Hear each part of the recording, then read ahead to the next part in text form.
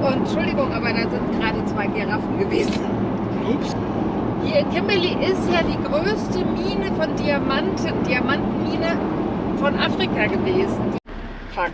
Eben ist uns der Reifen um die Ohren geflogen. Er hat schon wieder das Stresslächeln im Gesicht, das muss man ja mal ein bisschen sagen. Nach einer Woche Filmpause sagen wir also Sanibonani und Bamukelekile, also hallo und herzlich willkommen auf Zulu aus Südafrika. Denn wir sind in unserem 5. Reisejahr jetzt wieder im Süden des afrikanischen Kontinents angekommen. Wir sind Yvonne und René und heißen euch herzlich willkommen zu einer neuen Woche auf diesem wunderbaren Kontinent. Steigt einfach ein und dann kann's losgehen. Kimberley ist jetzt gar nicht mehr so weit weg und wir haben entgegen unseres ursprünglichen Vorhabens entschieden, doch hier zu bleiben, weil rechts und links ist einfach nur Zaunland und wir haben überhaupt keine Möglichkeit, irgendwo zu campen und das nächste ist über 150 Kilometer weiter, deswegen bleiben wir jetzt hier. Hier in Kimberley ist ja die größte Mine von Diamantenmine von Afrika gewesen. Die 1867, glaube ich, wurde hier der erste Diamant gefunden mit über 21 Karat und 1 Karat sind 0,2 Gramm, so rum was. Müsste ungefähr 10 Gramm sein, glaube ich. Ja. Und dieser Karat heißt Eureka, der wurde extra speziell benannt und ist auch hier jetzt noch im Museum zu sehen. Wir gucken uns, wenn wir es schaffen, jetzt auch diese Hole, wie sie sich nennt, dieses Riesenloch, was gebaut wurde oder gegraben wurde von über 20.000 Schürfen. Das ist 800 Meter überhaupt tief und 1500 Meter Umfang hat das Ding. Durchmesser. Durchmesser, 1500 Meter Durchmesser. Und Entschuldigung, aber da sind gerade 2 Giraffen gewesen. Ups. Ich bin gerade ganz irritiert gewesen. Auf jeden Fall, also das Loch ist 800 Meter tief, 1500 Meter hat es einen Durchmesser und ist aber noch nicht mal das tiefste hier in Afrika von Menschen gebuddelte Loch. 800 Meter tief. 800 Meter tief. Richtig tief. Und das kann man sich halt angucken mit einem Museum und das zeigt, wie ein Dorf früher war, 1880, Freilichtmuseum quasi. Und das machen wir jetzt. Kimberley ist jetzt nur noch 20 Kilometer entfernt. Und ja, danach werden wir mal gucken, ob wir da einen Campground finden. Weil hier in der Gegend frei stehen, sollte man definitiv nicht.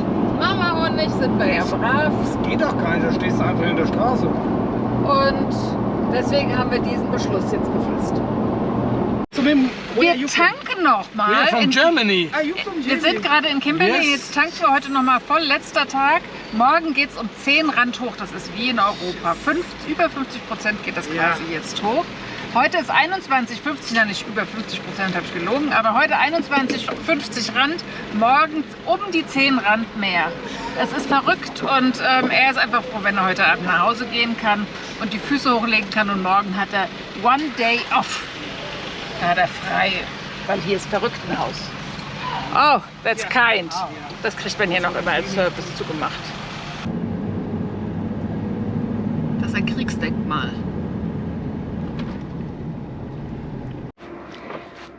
Autoschlüssel. Wie suchen Männer? Wie suchen Männer? Es ist ein neuer klassischer Spruch bei mir. Fragen. Wo ist? Ich werde wahnsinnig. Eigentlich machen wir uns gerade auf den Weg zur Besichtigung. Du hast nicht dahin getan, wo er sonst hingehört. Deswegen habe ich ihn nicht gefunden. Genau, er liegt offiziell auf der Küche. Da hängt er sonst in seinem Haken. Ja, ich lasse es mal so stehen.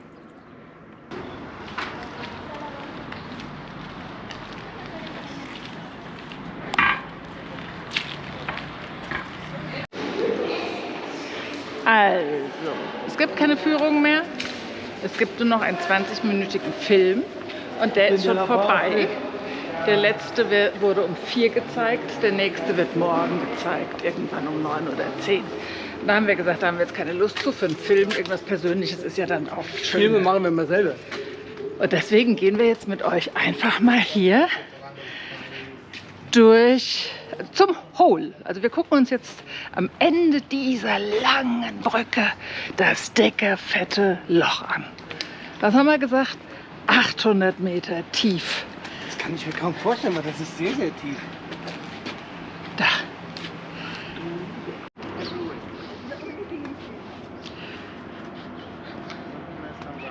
Da ist es, The Big Hole. 1917 ist die Mine geschlossen worden. Jetzt hat irgendwann einer angefangen, hier rumzugraben. Dann haben sie gegraben und gegraben und gegraben und gegraben und irgendwann wird das Loch immer größer. Ein Farmer oder als ein Mann hat von Kindern einen Stein gesehen, die im Sand gespielt haben. Und der Stein, der hat irgendwie so ein bisschen verdächtig geglitzert. Und da hat er die Kinder gefragt, ob er ihnen den Stein abkaufen kann, beziehungsweise der Mutter von den Kindern. Und die hat aber dann gesagt, nee, ich nehme ihnen doch kein Geld für so einen Dreck ab. Natürlich können sie den Stein haben, die Kinder finden schon nochmal einen neuen. Und dann hat er den selber untersucht, konnte es nicht richtig rausfinden, hat ihn nochmal irgendwo weitergegeben und das war eben dieser 2,25, was habe ich gesagt vorhin? Ich habe schon wieder vergessen, wie es war. 20 Karat. Oder 20-karätige, oh, die Brücke wackelt. 20-karätige Stein, der eben Eureka genannt ist und der hier im Museum ausgestellt ist, welches wir halt jetzt nicht besuchen können. Aber ja, das war der erste Stein, der den ersten Diamanten-Run Schürfrun hier ausgelöst hat. So, und dann kommen diese ganzen Diamantenschürfer und fangen an hier... Und fangen einfach mal an zu graben. Mit Pickel und Schaufel loszulegen. Genau. Und bis das so ein Riesenloch wird. Und das habe ich ja da vorne gesehen. Also es gibt hier diesen Schacht. Da vorne ist ja... Da, wo die Räder das ist ja sind. quasi der Aufzug. Und da haben die Schächte, die gehen 1000 Meter tief runter. Also die tiefste Stelle war 1097 Meter, glaube ich, wo die unten gearbeitet haben. Das ist ganz schön tief. Jetzt fahr erst mal mit so einer Gondel da 1000 Meter runter, da bist du schon einen halben Tag beschäftigt. Ich habe ja so einen Graf Zahl geheiratet vor sehr langer Zeit. Und es ließ ihm eben keine Ruhe, weil er dachte, das ist nicht so weit darüber. Und was erzählen die einem? Und jetzt hat er ja in unserer Navigations-App, kann er auch Entfernungen messen. Wir haben ja eben mal 500 Meter so geschätzt.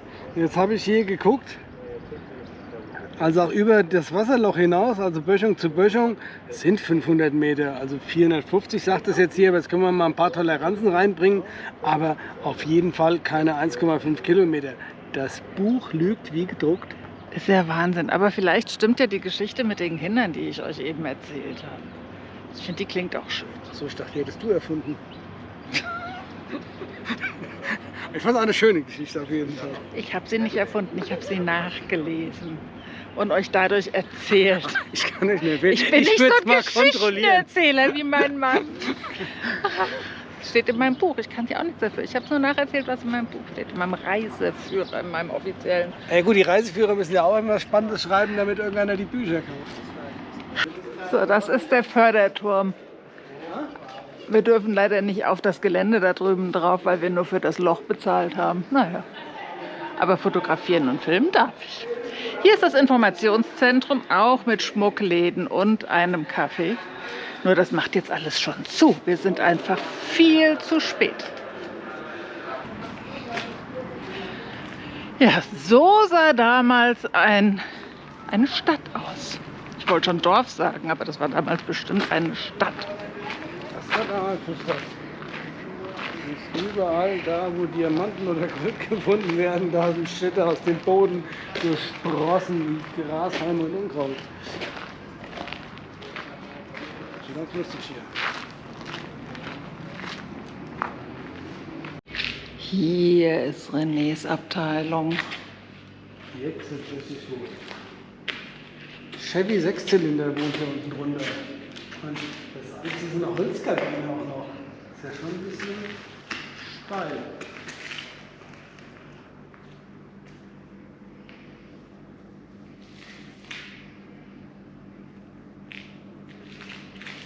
Oh, jetzt sehe ich das. Das ist erst ein Leichenwagen.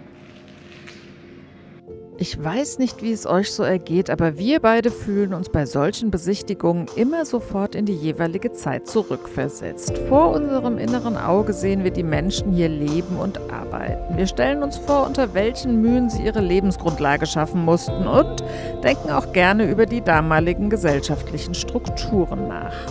Am Ende sind wir beide immer wieder froh, in unserer heutigen Zeit geboren worden zu sein. Wobei René wäre durchaus gerne in den 60ern aufgewachsen. Ich dagegen bin genau da, wo ich sein möchte. Stellt euch mich nur mal vor mit dicken, wallenden Röcken. Das geht ja mal gar nicht. Schon gar nicht bei diesen Temperaturen.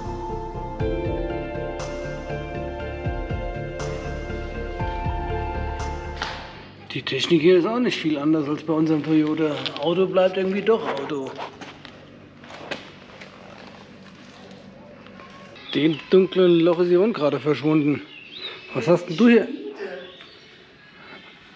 Ich muss uns erstmal hier ans Licht gewöhnen. Ich sehe noch gar nichts. Ich bin noch wie blind gerade. Hier war Feuer. Guck mal hier, was ein riesen Blasebalg. Und Amboss, oder? Das ist, glaube ich, heißt das nicht Amboss? Ja. Und da sind diese ganzen Holzräder, die ja irgendwann später einen Metallrahmen bekommen haben. Da ist ja schon drauf. Da sind welche schon drauf. Ja. Genau. Holzspeichenräder. Hier der Metallpacken.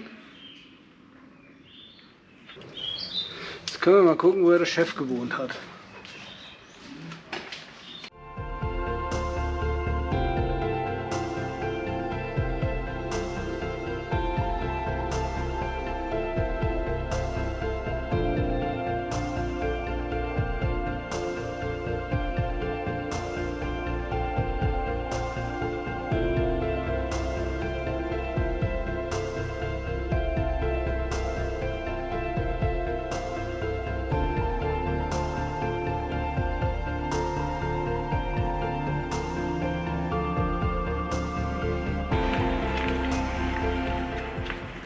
Die alten Fotoapparate.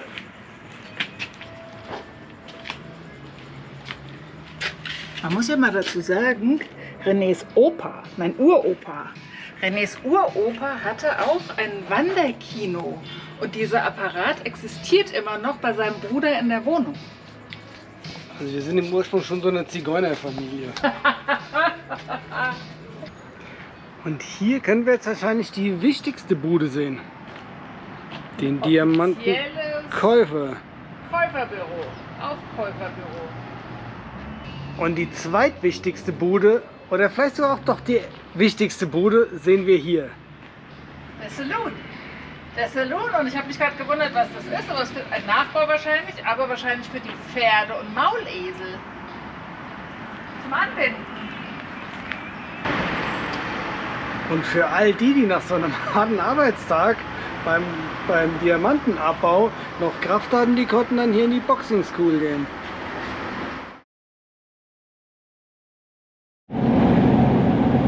Wir wissen genau, wo es lang geht. Geradeaus. Und das heute für 400 Kilometer. Wir fahren jetzt von Kimberley nach Abington. Es geht einfach nur geradeaus. Kommt man sich so ein bisschen vor wie in so einem Roadmovie.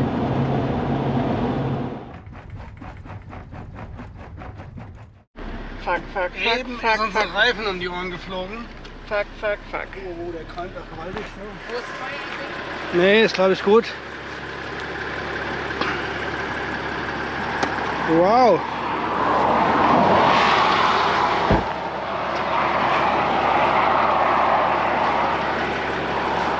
Ach du Scheiße. Das ist der Geflickte. Ja, aber es hat damit nichts zu tun.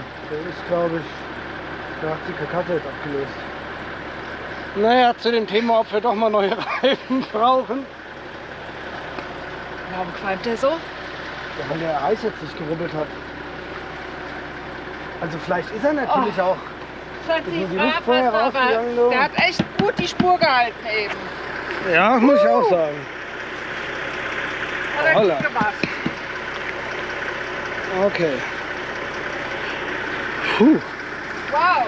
Schreck. Oh Schreck, oh Schreck. So, René stellt jetzt erstmal ein Warndreieck auf. Ist auch zum ersten Mal, dass wir das zusammen machen. Alles ein erstes Mal.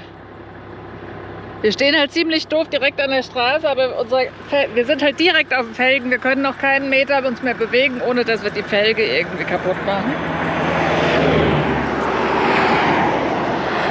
Deswegen hat er entschieden, so zu bleiben und das jetzt hier zu machen. Das Stück Reifen ist so heiß, das kann man nicht anfassen. Das heißt tatsächlich, der Reifen komplett überhitzt. Ja, es kann natürlich sein, weil das ist ja der geflickt war.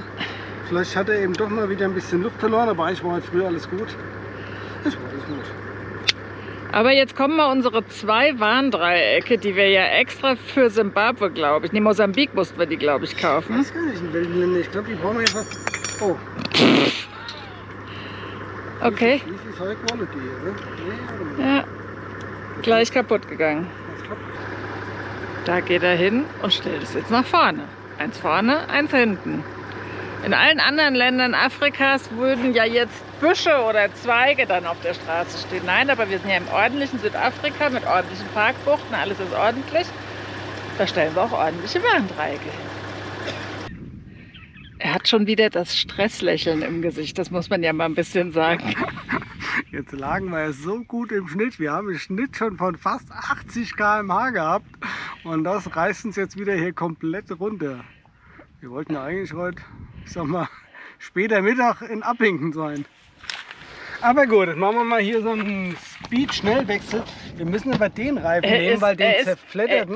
Also andere Leute werden uns wahrscheinlich für verrückt halten, dass wir darüber lachen und über unsere Durchschnittsgeschwindigkeit jammern. Es gibt doch ernsthafte Probleme. Ja. Ich muss aber den Reservereifen hier hinten nehmen, weil den zerfledderten kriege ich da unten ja nicht mehr drunter. Aha. Deswegen müssen wir den holen. Jetzt muss ich erstmal einen Wagenheber da unten drunter kriegen. Jetzt hängen wir halt schon so tief. Jetzt muss er erstmal einen Platz finden, um den Wagenheber anzusetzen. Weil wir ja schon so niedrig sind durch den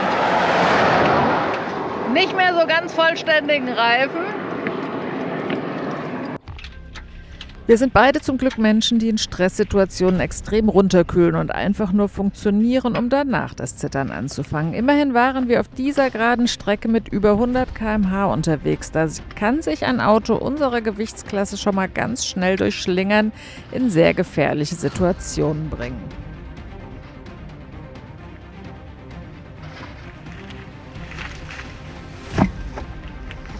Oh, Er rollt weg. mein Hulk Hogan. Es stinkt immer noch phänomenal. René hat ihn jetzt richtig hochgebockt. Jetzt kommt tatsächlich, ich habe ja so einen geilen Wagenheber, der doppelt ausfahren kann, der eine unheimliche Hubhöhe hat. Und das kommt einem hier positiv entgegen. Also im normalen Wagenheber hätte ich jetzt zwischenarbeiten müssen. Da hätte ich den ersten Teil hochbocken müssen und dann was runterlegen und dann wieder neu ansetzen. Aber mit so einem Doppelhubkollegen ist schon geil. Es ist immer noch so heiß, René kann das gar nicht anfassen. Das Gummi hat sich da hinten natürlich schon wieder komplett in die Federaufnahme gewickelt.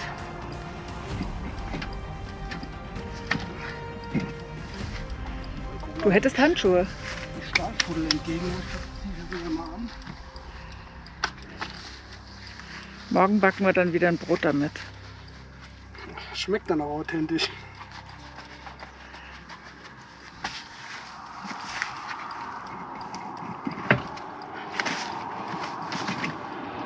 Meine Fresse. Ja, da der Federzeug.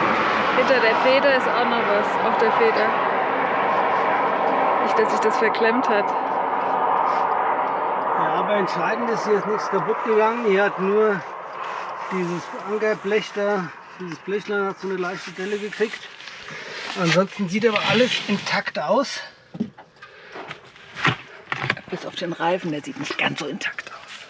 Nee, da hat er noch gut die Fahrt zu Ende gebracht. Danke dafür. So, hier ist Bremsleitung, ist alles dran. Ach übrigens, ein herzliches Dank an den hilfsbereiten Overländer mit deutschem Kennzeichen, der an uns vorbeigefahren ist.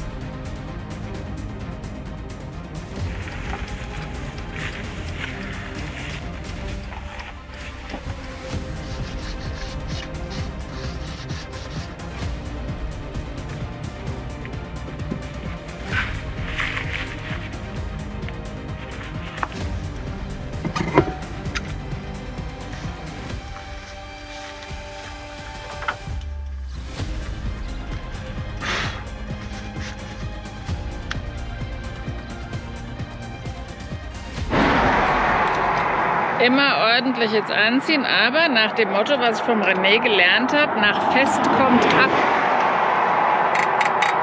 Deswegen überziehen darf man auch nicht. So, da seht ihr den tollen Wagenheber, der Zweifachhub hat. Genau, der kann jetzt hier oben noch mal rausfahren. Also der kann ungefähr so weit rausfahren und das ist schon mega. Also auch wenn man sich mal bergen will oder sowas. Ich bin natürlich interessiert daran zu wissen, ob das jetzt entstanden ist durch den Nopsi, den ich da drinnen hatte. Ist ja schon geflickt gewesen, habt ihr in irgendeinem der Videos mal gesehen oder schon zweimal. Habe ich den mit so einem Pinöppel gemacht. Aber gut, ich meine, die Reifen, die haben auch echt viel gelitten. Die sind viel mit wenig Luftdruck gefahren. Die Reifen sind eigentlich immer überlastet, weil die an der Load-Index-Grenze, also an der Belastungsgrenze fahren. Und deswegen eigentlich in Ordnung. Hauptsache die Felge ist ganz. Felge ist noch ganz. Und wie gesagt, hat sich trotzdem noch eigentlich gut ausrollen lassen. Ja, brav. Dankeschön. Nur das müsste ich wieder hochschaffen. Jetzt haben wir gerade gemeinsam, ich meine, ich mache die wenigste Arbeit davon, aber den Reifen da hinten drauf gemacht und haben uns auf Arbeitsteilung Das heißt hier geeinigt. gemeinsam, die Maschine hat das Ding einfach hochgehoben. Und da Diese dran Maschine, gedrückt. genau. Und ich mache jetzt schnell eine Stulle, damit wir die Zeit wieder aufholen können. Weil tatsächlich möchten wir uns heute Abend mit neuen Bekannten treffen. Wir haben nur einen Abend, deswegen wäre es schon schön, wenn wir es bis ab hinten schaffen. Das ist echt ein... Oh Gott, oh Gott, oh Gott. Dankeschön, dass das alles so gut geklappt hat. Stollen sind gemacht, Hände sind gewaschen, Warndreiecke sind eingepackt und gesammelt. Saubere T-Shirt wieder an. Genau, saubere T-Shirt wieder an. Und jetzt geht's einfach weiter. Es stinkt immer noch wie die Pest hier drin, muss ich ja leider sagen. Nach Yummy. Ja, nach verbrannt halt. Ja, genau, wir machen jetzt mal ein bisschen Fenster auf. Fahren mal kurz mit offenem Fenster, dass sich das hier durchlüftet. Aber ja, unsere... Ist er angehalten? Nee, hat nicht angehalten. 2 Stunden 40 sind wir jetzt insgesamt unterwegs. Wir haben unsere Durchschnittsgeschwindigkeit von Oh ja, eben hat sich's geändert. Von halbiert. Genau. Aber trotzdem, ich glaube, René war jetzt unter einer Stunde. Ja, ich sag jetzt mal, hier für so einen Boxenstopp ist das jetzt nicht die schnellste Leistung. Aber ich habe mich auch nicht Der bereit. ist immer so kritisch mit sich, das ist unfassbar. Warnblinker aus, jetzt müssen wir uns anschnallen. Ich halte nur gerade Kamera und Kaffee in der Hand, das ist ein bisschen schwierig. So, hoffen wir erstmal, dass die alte Pille seinen Zweck noch erfüllt. Schön, dass er mir so Zutrauen macht. Weiter geht's Richtung Abhängen. Ein kleines Resümee über seinen Stopp. Er hat nämlich gerade gehalten und eine Reifenkontrolle gemacht. Also ich habe mir die ganze Zeit als Ersatzräder habe ich ja 2 ATs, Bridgestone AT und All-Terrain, für den der es nicht weiß. Und normalerweise fahren wir Matt-Terrains, die sind drüber profiliert. Und haben aber die Tage geguckt, weil wir drüber nachdenken, dass wir wahrscheinlich mal irgendwie neue Reifen bräuchten. Dabei ist mir halt auch aufgefallen, dass die Ersatzräder, die wir haben, die sind halt auch schon 14 Jahre alt. Das heißt, so viel darf man von denen auch nicht mehr erwarten. Deswegen ist so ein bisschen die moralische Entscheidung auch gefallen, dass wir mal einen Satz neue Reifen brauchen jetzt. Aber das Resümee, Reifen ist drauf, Reifen hält die Luft, tipptopp. Ich lache nämlich schon die ganze Zeit und warte auf diese Antwort. Jetzt wird sie mir gleich wieder sagen, ich kann reden wie eine Frau. Ja? Er heißt ja auch manchmal Renate, hat er sich selbst so benannt. Seht ihr den roten Sand da? Das ist der rote Sand der Kalahari. Ich liebe den roten Sand der Kalahari. Wir fahren durch die große Karoo und jetzt erreichen wir eben wir fahren schon die ganze Zeit lang durch Randgebiete der Kalahari. Für uns ja ein sensationeller Einstieg damals in Botswana. Wir gehen tatsächlich ganz klar back to the roots. Wir rollen unsere Reise gerade rückwärts wieder ab. Wer uns schon von Anfang an begleitet, weiß, dass wir Ende 21 an der iranischen Grenze unsere Reisepläne entlang der Ostroute nach Südafrika zu gelangen aufgeben mussten. Kurzerhand umdisponiert haben wir Tempo von Deutschland nach Südafrika verschifft, der Stadt unzähliger Abenteuer auf diesem Kontinent. Hier überqueren wir den Oranje, nach dem Sambesi zweitlängster Fluss im südlichen Afrika. So, gucken, was die Frauen zum Oranje so erzählen kann. Nee, das gilt nicht. Also wir sind eben über den Oranje gefahren. Das ist das Einzige, was ich dazu sagen kann. Es ist das zweite Mal, dass wir Kontakt mit ihm haben. Und wir möchten ja auch in den nächsten Tagen, Wochen, ich muss mal gucken kurz, konzentrieren,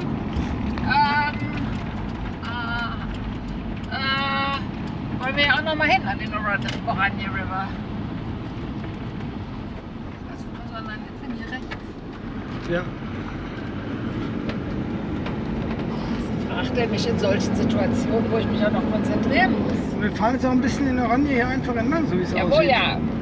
Also gut, weiter geht's Richtung Abington. Kilometer 387 heute. Wir haben es gleich geschafft. So lang sind wir, also so viele Kilometer sind wir am Stück schon ewig nicht mehr gefahren. Der Hintern ist auch ganz schön platt. Ja gut, so stundentechnisch sitzen wir noch gar nicht so lange hinterm Steuer. Wir sitzen jetzt auch so seit 6 Stunden, aber trotzdem, es ging ja die ganze Zeit nur geradeaus. Jetzt fängt es gerade mal an, sich so ein bisschen zu verändern. Und das war schon ein zäher Ritt. Das war ganz schön rau, ich bin ganz schön klebrig. Aber da, wo wir jetzt hinfahren, da soll es einen Pool geben. Und ich glaube, da gehe ich mich erstmal ins Wasser fallen lassen. So, es geht wieder die Dieselsuche los. Also mittlerweile begleitet uns diese Dieselthematik ja schon länger. Jetzt ist er aus dem gegebenen Iran. Wo muss denn hier? Krieg quasi der Anlass zu Total. Fahr mal geradeaus weiter. Wir müssen Total sein, hat er gerade gesagt. Und wir versuchen halt einfach überall Diesel zu holen, wenn wir welches kriegen können. Jetzt sind wir wieder 400 Kilometer gefahren, also versuchen wir wieder nachzutanken. Ja, mal gucken, wo wir jetzt hier was kriegen. Ich muss mich jetzt mal... Du musst dich mal um die Navigation Wir müssen kümmern. nach links, du bist falsch gefahren, guck. Du hast zu mir gesagt, du sollst so geradeaus fahren. Das war falsch geradeaus. Du musst das linke geradeaus nehmen. Da fährst du mal links. Do you have diesel? Okay, so I can only help you with 40 liters, 40 liter. but I'm gonna give you an idea. Okay. Yeah, let me first hook the 40 in. When you drive around the block or in town, you come back, you put more 40 in. Okay, You perfect. Sounds good. So, kurze Zusammenfassung. Das Diesel ist jetzt hier rationiert. Man kann nur 40 Liter bekommen und die haben wir auch bekommen. Aber der freundliche Tankwart hat gesagt, wir können einfach mal eine Runde durch die Stadt fahren und dann könnten wir nochmal kommen. Und dann könnten wir nochmal 40 Liter kriegen.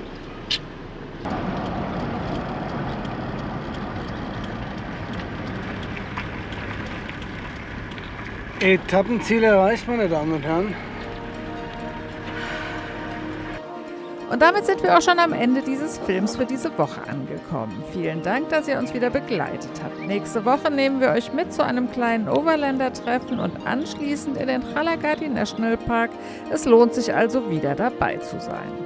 Wie immer unsere kleine Erinnerung. Wenn euch unsere Filme gefallen, empfehlt uns gerne weiter, lasst uns ein Like, ein Abo und einen Kommentar da.